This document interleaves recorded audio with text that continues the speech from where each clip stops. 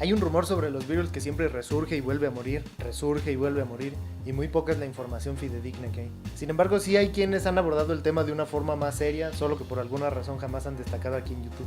El fin de este video no es imponer una u otra postura, sino simplemente verter la información que no hay aquí. Por ende, no tengo pensado continuar con videos así, y esto será tan solo un parafraseo de los artículos de una investigadora del tema, una española que se hace llamar Lady Ruth, y con esto abrir la puerta a que más personas lean sus artículos. Así que bueno, para que se entienda bien todo, vamos desde el principio. ¿De dónde salió semejante chisme? A finales de 1969, unos pocos meses antes de que los Beatles se separaran, surge un impactante rumor, que Paul McCartney había muerto y un doble lo había reemplazado. ¿En qué se basó todo eso y qué prueba había? Todos sabemos que los rumores en internet no suelen tener nada de credibilidad, y por eso creo que lo interesante de esto es primero descubrir que no salió de internet, sino que tuvo origen hace más de 50 años. Todo inició con una llamada anónima a Ross Gibb, locutor de la cadena de radio NKNR de Detroit. El anónimo se identificó como Tom y dijo que Paul McCartney había muerto y sido reemplazado por un doble. Luego le pidió que reprodujera al revés el track del álbum blanco Revolution 9 para que se escuchara ahora la frase "Turn me on, dead man" como mensaje oculto. En esa extraña llamada fue la primera vez que se dijo tal cosa. Pero la razón de que el rumor se volviera de talla global en realidad no fue esa, sino un personaje muy olvidado en esta historia. Un locutor llamado Robbie Young, que desde entonces dedicó su programa únicamente a hablar de eso. Se ponía a buscar supuestas pistas por toda la discografía. Lo despidieron enseguida, pero no se dio por vencido y fue con Henry Truby. Este hombre era el director del Laboratorio de Investigaciones Lingüísticas de la Universidad de Miami y un gran experto en el reconocimiento de voces por espectrómetro. De hecho, uno de sus mayores logros había sido grabar el llanto de bebés recién nacidos y 20 años después relacionar cada llanto con el adulto correspondiente sin ningún fallo en lo absoluto. Lo que él hacía consiste en descomponer el sonido en partes más simples para obtener algo denominado huella dactilar de la voz, la cual es una característica intrínseca de cada ser humano y es independiente de si se está gritando, cantando o hablando, algo más allá del tono y el timbre y que no cambia con la edad. Además de que es diferente en cada persona por muy parecidas que sean las voces, por tanto supone un método irrefutable para identificar a una persona. El locutor le pidió a este experto que hiciera un estudio de la voz de Paul McCartney basándose en la discografía de los Beatles. Así que Truby pasó horas trabajando en su informe y su conclusión fue: no pueden ser la misma persona. Todas mis investigaciones indican que no puede ser la misma persona. Sin más, Robbie le pidió que expusiera su informe en televisión y él aceptó, aunque justo el día que debía ir lo llamó y le dijo: lo siento, no me es posible decir nada más sobre eso. Pasaron casi 40 años y todo quedó en un simple rumor. Aunque el 15 de junio del 2009 de pronto volvió a tomar fuerza por la publicación de unos estudios antropométricos por unos italianos llamados Gabriela Carlesi y Francesco Gavazzeni, al amparo de su mentor Giovanni Pierucci. Él era de hecho un gran fan de los Beatles y estaba harto de escuchar la teoría de la muerte de Paul, en la cual no creía en lo absoluto. Precisamente por ello le propuso a su equipo de expertos poner sus habilidades al servicio de la verdad para así encontrar pruebas científicas indiscutibles y desmentir todo de una buena vez. Gabriela era una experta en reconocimiento craniométrico y Francesco en análisis de imágenes por computadora. De hecho, este equipo de expertos ayudó en las investigaciones de dos famosos casos: el intento de asesinato al Papa Juan Pablo II y otro de delincuencia conocido como el monstruo de Florencia. El informe que hicieron consistió en hacer un estudio forense de Paul McCartney. Cuando se quiere identificar a una persona con absoluta certeza, se examinan las huellas dactilares y el ADN. Pero en la ausencia de estos, se recurre a lo que ellos dos hicieron, la craneometría, que se basa en el análisis de puntos específicos que toda la gente tiene en la cara y no cambian nunca. Estos son la distancia entre las pupilas, la intersección entre la nariz y la ceja, el punto donde la base de la nariz se separa del labio superior, la conformación de la mandíbula y el mentón, y el pabellón auricular. Con todo ello, se calcula la forma del cráneo. Actualmente esa es la ciencia para reconocimiento personal más sofisticada del mundo. Gabriela dijo que le tomaría tan solo 2 minutos demostrar que Paul es la misma persona de siempre. El primer paso fue seleccionar las mejores fotos en cuanto a calidad y encuadre y formar 2 grupos, antes y después de 1966. ¿Y por qué esa fecha? Pues porque según el rumor ese es el año en el que Paul McCartney habría sido suplantado. Además de que todo fan sabe que en 1966 es justamente el final de las giras de los Beatles y la desaparición de la vida pública de los 4. Francesco, al analizar las fotos, vio que antes de 1966 daban una coincidencia perfecta en los puntos clave. Y por otro lado, las fotos posteriores a 1966 también tenían buena compatibilidad entre ellas. La sorpresa fue al comparar cada grupo de fotos entre sí, pues mostraban una discrepancia del 6%, muy por encima del umbral de error. Pero lo más sorprendente para Gavazzeni fue cuando descubrió que en varias fotos había manipulación fotográfica para asemejar al primer Paul con el segundo y viceversa, retoques que para una mirada experta resultaban bastante obvios. Descubrió, por ejemplo, que la foto de McCartney que viene adentro del álbum Sgt. Pepper's había sido achatada para que el cráneo fuese más redondo. La barbilla estaba retocada y había una sombra falsa dibujada en el ojo, sombra que al pasar de los años poco a poco deja de aparecer en las fotos, donde ahora se puede apreciar una cicatriz y rastros de estiramiento de la piel. La explicación que dieron los forenses a esto fue que probablemente en la década de los 60 Paul se había hecho una cirugía en los ojos, quedando aún imperfectos, y que eso se trató de disimular con la sombra falsa. Por otro lado, mucha gente ha dado explicaciones de por qué Paul en esa época se dejó el bigote. Gabriela Carlesi dijo que probablemente había sido para disimular el punto nasoespinal, ya que este es imposible de alterar quirúrgicamente, y entre el McCartney de antes de 1966 y el de después es un punto que varía claramente. Entre otras discrepancias se encontró la del paladar y los dientes. En el primer Paul se ve un paladar estrecho que consecuentemente causa que varios dientes estén desacomodados. También se ve el típico caso de un diente que sobresale desalineándose y empujando a los otros por falta de espacio. Sin embargo, en el segundo McCartney el paladar es considerablemente amplio, pero hay un diente canino que sobresale sin razón aparente. Según Gabriela, las imágenes muestran que este tendría suficiente espacio para alinearse con los dientes vecinos. Es como si se hubiese querido recrear un detalle en una boca donde esa anomalía jamás se habría manifestado. Sin embargo, quiso suponer que Paul McCartney simplemente se modificó el paladar, ya que eso sí era posible en aquella época. Pero dijo que de ser así, esto requería una dolorosa y sangrienta intervención y un tratamiento de ortodoncia y prótesis, además del uso de un aparato fijo de ortodoncia por un año que no hubiera sido posible ocultar y que obviamente tendría repercusiones en la interpretación de un cantante profesional. Pero, señaló Carlesi, ¿qué razones tendría Paul McCartney para someterse a semejante calvario? Ante estos descubrimientos, los forenses empezaron a reflexionar que si Paul quisiera acabar con el rumor, lo podría haber hecho desde hace mucho. Por ejemplo, con una prueba de ADN cuando su padre estaba en vida, o con su hermano Mike, pero no. De hecho, la única vez que se vio obligado a hacer algo así solo provocó más sospechas. Fue cuando Bettina Crispin, una mujer que se autodenomina hija de Paul, fruto de una relación del músico con una alemana antes de ser famoso, pidió una prueba de paternidad. Ella nació en 1961 y Paul la desconoció, pero curiosamente accedió a mantenerla con un pago mensual. La madre se conformó, pero la hija no, y una vez adulta acudió a un tribunal para obtener el reconocimiento de su padre. Sin embargo, la prueba de paternidad no dio el resultado esperado, y ella aseguró que el que se presentó era un doble, sorprendida al ver que McCartney tuviera un grupo sanguíneo distinto al que constaba en otras fuentes. Además, un grafólogo consultado dijo que la firma, aunque se parecía a la de Paul, no solo no era, sino que había sido hecha por una persona diestra. Pero volviendo al estudio, hay una última cosa importantísima que los forenses analizaron, la cual de tan solo unos milímetros en un tribunal podría ser incluso decisiva. Se trata del pabellón auricular, también llamado tragus. Todos tenemos dos de ellos, uno en cada oreja y con características únicas en cada ser humano. De hecho, en países como Alemania, la identificación del tragus derecho es equivalente a tomar las huellas digitales.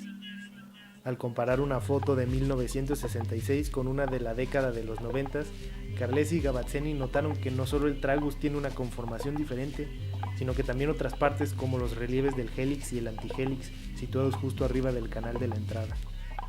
Pero aparte de tener la certeza de que eran diferentes a partir de 1966, vieron que desde entonces cambiaban a cada rato. Todo este estudio, en resumidas cuentas, demostró que se trataba de dos personas diferentes y que esta segunda modificó sus dientes, aumentó sus labios y se puso una cicatriz en ellos, cambió la forma de sus ojos y cejas y levantó su nariz, se dejó durante un tiempo un bigote para disimular la distancia entre la nariz y la boca y las comisuras labiales y utilizó orejas de plástico. Si quieres leer el informe completo lo tienes en la descripción. Estos forenses sorprendidos encarnaron la contradicción de la leyenda Paul is dead, dos razonamientos chocando sin poder compartir la misma verdad. ¿Cómo no preguntarse, ¿en verdad puede un hombre en cuestión de meses modificarse la forma del cráneo, la mandíbula, el paladar, la nariz y las orejas sin dejar de cantar y componer música? Pero por otro lado también es difícil aceptar que haya habido un intercambio de identidad casi perfecto. Y aún así, la craneometría apunta a que muchas de esas famosas pistas en los álbumes de los Beatles podrían ser ciertas. 3 años después de esto, un perito antropométrico licenciado en Ingeniería Electrónica y especializado en espectrografía y electroacústica llamado Daniel Goulart hizo un nuevo estudio que se publicó en el documental italiano Le prove della morte di Paul McCartney. En varios puntos los resultados fueron los mismos, pero pudo enfocarse más en la distancia interpupilar, la cual discrepaba por más de 1 centímetro. También utilizó el mismo programa que usa el FBI para identificar personas desaparecidas y criminales buscados, en el cual introdujo fotos de Paul antes y después del 66 y no fue capaz de reconocerlos como la misma persona. Además, realizó otro análisis de voz diferente al de Henry Truby, pues esta vez se basó en la voz hablada de las entrevistas de Paul, y el resultado fue una compatibilidad del 50%. También hizo reconstrucciones 3D de ambas lenguas donde se puede ver la diferencia en la manera en que cada una se ajusta al paladar superior cuando produce un fonema. Su conclusión final fue que hay un 80% de probabilidades de que Paul haya sido sustituido. Link en la descripción. De ese mismo año es también el análisis de una grafóloga experta llamada Elena Marchetti, quien comparó 2 escrituras de antes y después del 66, concluyendo que se trata de grafías diferentes y que a partir de dicho año Paul cambió notablemente su firma. Pero aparte de todo esto, existen otros tantos análisis más reflexivos que científicos hechos por la propia Lady Ruth, donde aborda diferencias como la estatura de Paul antes y después, en el que se muestra que el segundo Paul era mucho más alto y que esto se trató de disimular con un montón de técnicas diferentes, sombreros, tarimas, perspectiva, encorvarse y por supuesto con fotomontaje. El artículo completo está en la descripción. Otro análisis es el de la manipulación fotográfica para asemejar a un Paul con el otro y viceversa. Aunque la mayor constante, lógicamente, es la de hacer que el primer Paul se vea más como el actual. Pero de este artículo destacaré solo un ejemplo muy curioso que de hecho es en video. El de una entrevista de 1968 para la BBC. En el video original se le ve una cara muy larga y rasgos bastante extraños, pero más recientemente se remasterizó y ahora su cara es más redondeada y armoniosa. La explicación que se suele dar a esto es que al pasar VHS a DVD, como es más ancha la imagen, se achata. Y es verdad, está achatada, pero es algo que solo pasa en este caso y que favorece el parecido con el primer Paul. En otros pasos de VHS a DVD, como el de la película Help, curiosamente ocurre lo contrario. Se alarga. Otro análisis importantísimo es el de la surdera de Paul. Y es que una vez que asumimos la posibilidad de que una persona haya tomado el puesto de otra, que ésta, además de parecerse, fuera también zurda, ya es ridículo. Solo aproximadamente el 12% de la población es zurda. En ese análisis podemos ver que antes de 1966 se trata de alguien autodeclarado como zurdo total, que escribía con la mano izquierda, tocaba el bajo y la batería al revés y hacía todo aquello que necesitara precisión, como sostener un cuchillo, una taza o un mechero con dicha mano. Pero las cosas que no necesitaban tanta precisión como fumar las podía hacer con una u otra. Con la segunda persona descubrimos a alguien ambidiestro que siempre fumaba y hacía todo con la mano izquierda, pero las cosas que necesitaban precisión o más fuerza las tenía que hacer con la derecha. El punto que me parece más destacable, no solo por lo contundente que es, sino también porque este es un canal en el que hablamos de música, es la manera de tocar la batería de ambos. El primer McCartney la tocaba como zurdo, mano izquierda en el contratiempo y la derecha en la tarola. Y el segundo como diestro, mano derecha en el contratiempo e izquierda en la tarola. No hace falta ser baterista para ver lo ilógico que es esto. Es totalmente absurdo. Es algo que no podría ocurrir ni por equivocación. Imagínate que un día agarras un lápiz con la otra mano sin querer y así te pones a escribir. O que agarras tu guitarra al revés, no te das cuenta y así te pones a tocar. Es imposible. Y a esto añadamos el dato curioso de que desde entonces el piano se vuelve el instrumento favorito, el cual por su horizontalidad se toca igual siendo zurdo o diestro. Yo no recuerdo al Paul de antes del 66 ser tan pianista.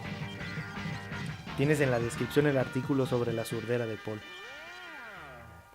Pero en fin, después de todos estos estudios que no podemos negar que son impactantes, seguramente pienses que aun si fueran totalmente ciertos, ¿cómo es posible que un impostor se haya podido mantener por tantos años?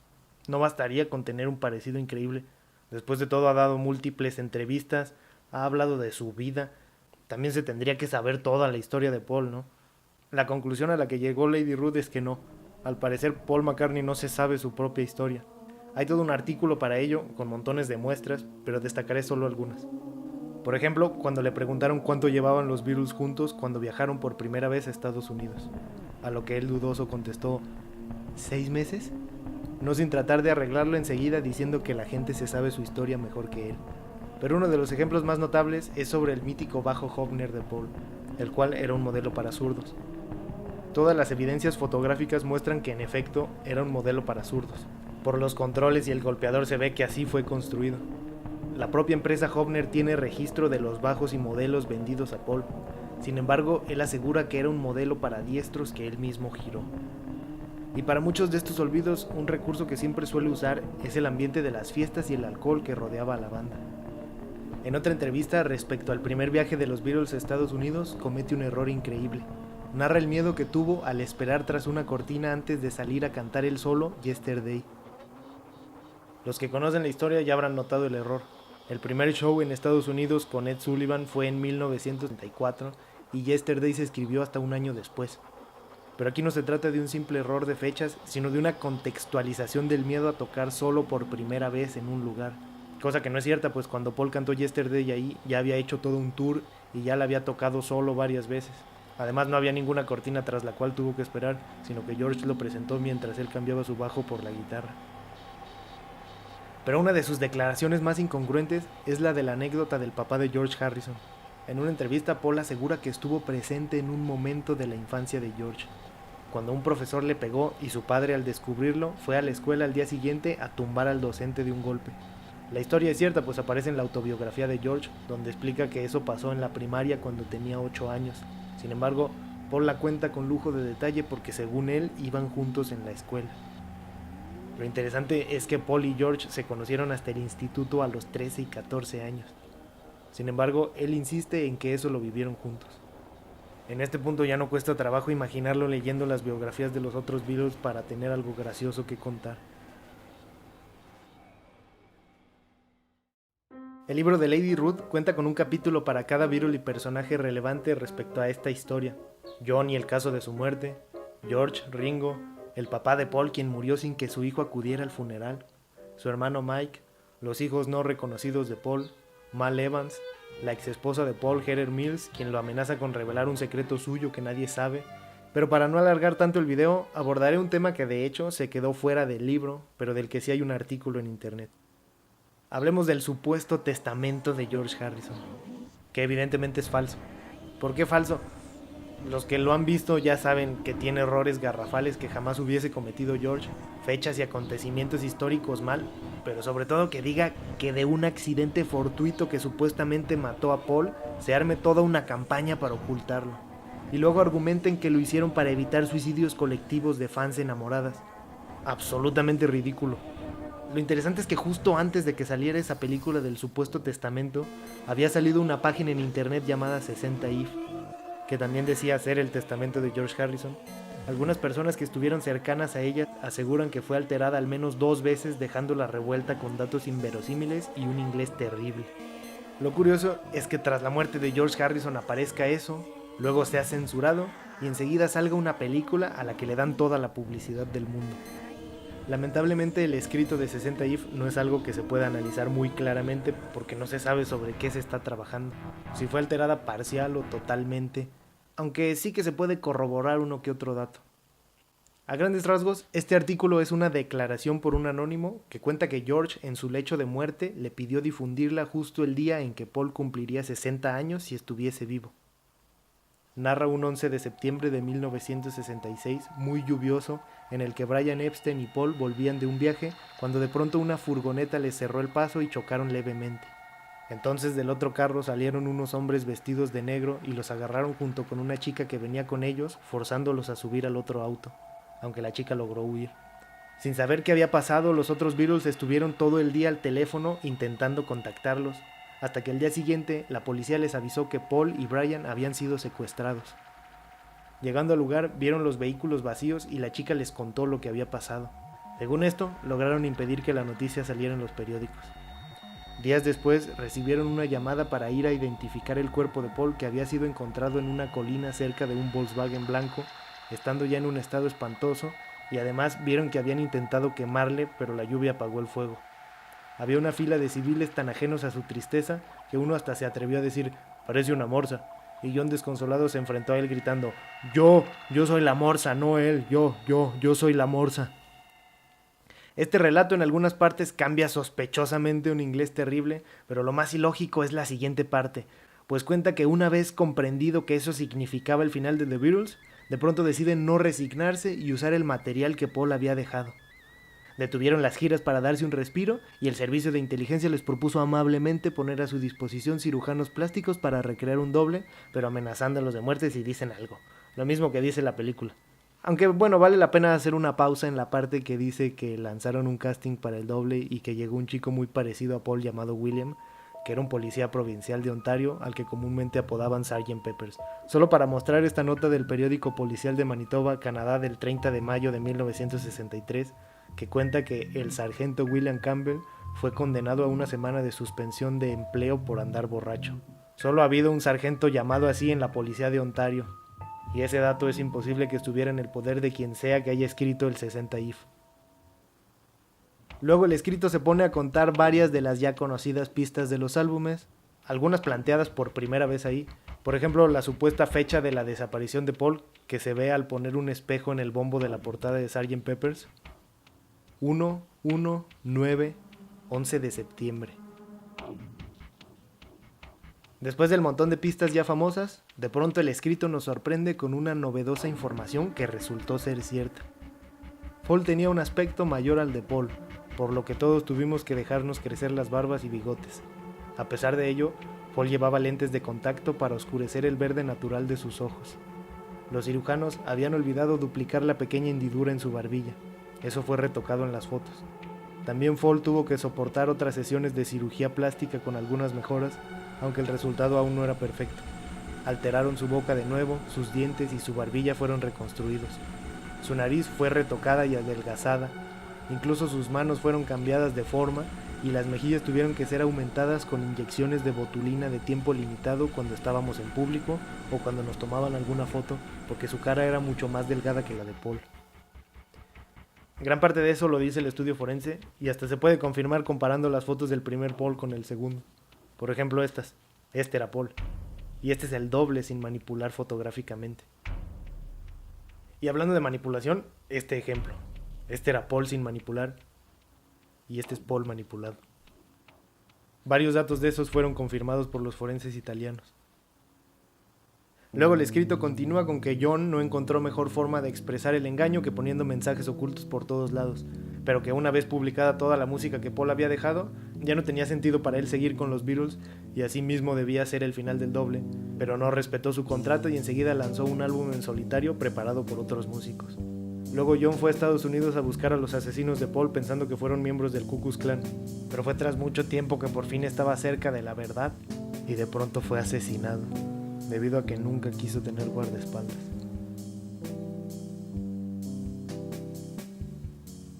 Finalmente el artículo se despide dándole gracias al doble por entregar su vida por los Beatles, algo bastante sospechoso viniendo supuestamente de un George que había sufrido ya 2 ataques contra su vida y que declaró temer por ella negándose a comer fuera de su casa debido al miedo a ser envenenado. En concreto, es un relato que no puede ser defendido como verdadero, pero tampoco totalmente descartado. Bastantes cosas son muy consistentes, aunque otras completamente inverosímiles. Muchos datos de la primera parte incluso se pueden corroborar en las cronologías oficiales, pero aún así no hay ninguna prueba fehaciente de que todo esto provenga de George Harrison en su lecho de muerte. Si quieres leer el artículo en el que Lady Ruth lo analiza parte por parte, te lo dejo en la descripción. En retrospectiva, podemos ver que la más grande diferencia entre 60 If y la película del Testamento es precisamente la manera en que murió Paul. En ese relato vimos que fue asesinado por extraños y en la película dice que murió en un accidente automovilístico. Pero no hay ningún sentido en encubrir la muerte de un amigo y luego suplantarlo solo para seguir con la banda. Tampoco es creíble que lo que quería el servicio de inteligencia era evitar suicidios colectivos. Ni siquiera que lo hicieran por dinero es creíble. Esos poderes obtienen financiación y beneficios de operaciones mucho más grandes como la venta de armas, la trata de blancas o el narcotráfico, además del control de los bancos centrales privados. Dinero no les falta. No montarían semejante operativo por dejar de ganar unos cientos miles de dólares. La pregunta peligrosa es ¿por qué? ¿Por qué matarían a Paul McCartney para suplantarlo? Para ello solo existen teorías. Hay una línea del tiempo no oficial, la cual cuadra muy bien con la fecha de la desaparición de Paul dada en 60 If. Se puede corroborar incluso que ese día sí estaba lloviendo según el informe meteorológico de Londres. Esta cuadra también con la primera aparición de un extraño Paul con bigote, que desde un principio despertó muchas dudas en la gente cercana. De hecho es ahí donde inician los primeros rumores de una suplantación. Ya había gente preguntándose por qué Paul había cambiado tanto. Pero la pregunta es ¿por qué? ¿Por qué a Paul? Él siempre fue muy prudente con los temas controvertidos, a diferencia de John, que rabiaba al no poder expresarse abiertamente por recomendación de Brian, y aún así no pudo evitarlo en más de una ocasión. Sin embargo, las veces que Paul lo hizo, dejó muy clara su manera de pensar. En una entrevista para Melody Maker en 1964, le preguntaron que si creía que tenía cierta responsabilidad sobre los fans, y él contestó, no, sé que sería una bonita respuesta que dijera que sí, que tenemos una responsabilidad con los fans, pero sería innoble usarlo en mi beneficio. La respuesta es no, no creo que tengamos ninguna responsabilidad, francamente, y hay que explicarlo bien. Es insultar a la inteligencia de los jóvenes decirles lo que tienen que hacer. A veces hay gente que nos lo aconseja pidiéndonos que vayamos a una reunión y le digamos a un montón de gente que no debería tomar alcohol. ¿Por quiénes nos toman? Se reirían de nosotros si les dijéramos a los jóvenes de Gran Bretaña que no beban. Sería condenadamente impertinente. Yo no tengo el derecho a inferir en la vida de nadie. ¿Tú crees que porque los Beatles digan no vayas por ahí pegándole a la gente, los criminales pararían? No lo harían. Y es una desfachatez que esperen eso de nosotros. Me sentiría como un perfecto idiota diciendo no bebas. Esa negativa tajante dejó en claro que Paul no quería usar su fama para influir en la juventud. Hay de hecho un archivo del FBI a nombre de los Beatles con documentos que apuntan a un seguimiento para evaluar su influencia en la juventud. Por otro lado, se sabe que John y George llegaron a probar LSD, en cambio Paul siempre se negó a ello. Sin embargo, poquísimo tiempo después aparece bien raro declarando descaradamente haberlo probado. Si crees que esto ya suena a asesinato y suplantación, escucha esta última historia poco conocida. Mark Lane, un abogado, investigador y escritor, famoso por su fuerte activismo a favor de los derechos civiles, fue un gran crítico de la guerra de Vietnam que investigó y denunció muchos crímenes, pero lo que lo hace más conocido es haber sido de los primeros en hablar de la conspiración para asesinar al presidente John F. Kennedy. Los dos eran amigos y Mark apoyó su candidatura. Tras el asesinato se puso a investigar y finalmente expuso todo en un libro. Y ahí es donde entra Paul McCartney. Según una reciente biografía publicada por Mark, en 1966 estuvo en Londres, donde se encontró con Paul, quien le preguntó por el libro. Aunque este no había sido publicado, Paul mostró mucho interés y Mark accedió a prestárselo. Él se dio cuenta de lo conmocionado que quedó Paul al leerlo y se quedaron de ver 2 días después, y Mark le habló a Paul del proyecto de crear un documental sobre el libro. Paul se ofreció a colaborar componiendo la banda sonora del film, pero Lane le advirtió del riesgo que significaba, ya que era un tema muy delicado que podía poner en riesgo su vida. A esto Paul respondió: algún día mis hijos me preguntarán qué he hecho en mi vida y no puedo responder únicamente que he sido un Beatle. Paul era el artista más famoso del mundo en ese momento y estaba ofreciendo su talento y fama arriesgando su postura ante los fans para ayudarle a difundir la verdad del asesinato de Kennedy. Sin embargo, el proyecto no fue posible. El director con el que Lane trabajaba se negó a que Paul participara. Debió ser la única persona en el mundo en creer que la colaboración de Paul no le daría más popularidad al documental. Permítanos dudar de sus intenciones porque en esos tiempos cosa que tocaba un Beatle, cosa que se convertía en oro. pero a Paul le habría sido imposible realizar ese trabajo, pues moriría unos meses después. Ese era Paul McCartney, un chico revolucionario que, con su sonrisa, su personalidad y su arte, hacía felices a las personas. Elegante, celoso de su vida personal y sus sentimientos, carismático, romántico y optimista, talentoso, sencillo y muy correcto, pero que también te podía gastar bromas. Alguien cuya historia se ha borrado y reescrito montones de veces. Un día me casaré, pero no sé cuándo. Cuando encuentre a la chica adecuada, supongo. Entonces simplemente pasará. El amor, el matrimonio. Ella seguramente será de naturaleza amable, porque no me gustan las personas malas, pero realmente no sé nada sobre ella. Tendremos una casa realmente fabulosa, con papel de seda en la pared y suaves alfombras, y una piscina con forma de guitarra. Seré muy casero también. Llegaré de un show, el fuego estará crepitando en la chimenea y mi mujer estará acurrucada en un enorme sofá. Quizá haya también 2 o 3 pequeños McCartney en lo alto de las escaleras, esperándome para que les dé las buenas noches. Puedo imaginármelo todo, excepto que no he colocado la cara de ella todavía. Tal vez sea un artista, o una periodista, o una fan. Sí, quizá una fan. Debo abrir bien los ojos en el futuro.